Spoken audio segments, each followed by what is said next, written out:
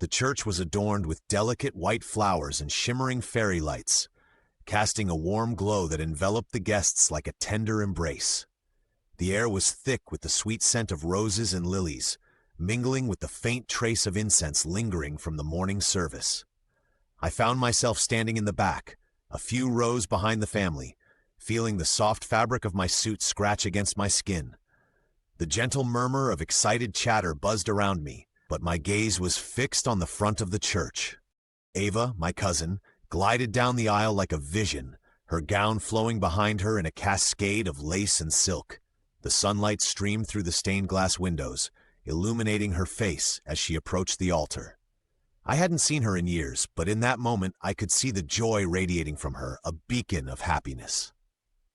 The groom, Ethan, stood tall and pale beside her, his features sharp against the dark fabric of his suit. He was handsome in a way that felt almost otherworldly, but it was his smile that captured my attention. It was wide and perfect, a gleaming display of white, straight teeth. As Ava reached him, he grinned even wider, his blue eyes sparkling like the sea under a summer sun. They exchanged vows, and he nodded enthusiastically, his smile unwavering. The moment they were pronounced husband and wife, he leaned in to kiss her, and I couldn't help but notice that his smile didn't falter, not even for a second. The reception was a different world altogether. The laughter and music filled the air, mingling with the clinking of glasses and the soft rustle of dresses and suits. Yet, as they entered the room, Ethan's grin remained fixed, like a mask that hid something deeper beneath. The guests cheered and clapped, but Ethan seemed detached, his gaze flitting around the room, absorbing everything but truly engaging with nothing. As dinner was served, I watched him at the sweetheart table, shoveling chicken piccata into his mouth with the same unsettling grin plastered on his face. The sounds of chewing were loud and intrusive, a stark contrast to the soft music playing in the background.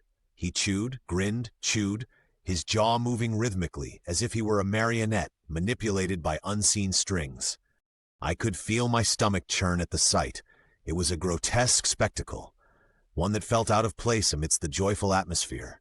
When they finally approached our table, I couldn't help but study him closely. His eyes darted from one person to another, but there was no warmth in his gaze, just an unsettling coldness that sent a shiver down my spine. "There's something wrong with him," I whispered to my sister once they moved on, my voice barely above a breath. "Stop it,"